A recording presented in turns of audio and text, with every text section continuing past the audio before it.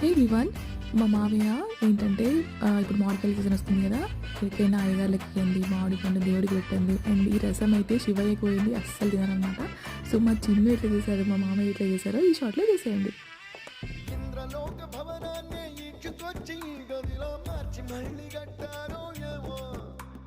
మాయజాలము తెలుసు, మంత్రగారడి తెలుసు, రెంటి కన్న ఇది ఇంకోటేమో. నీలాకాశం నేలాకొస్తే ఇట్టాగే ఉంటాదో ఏమో. ఈ సంతోషం దాచాలంటే హృదయాలు ఓ వంద కావాలి.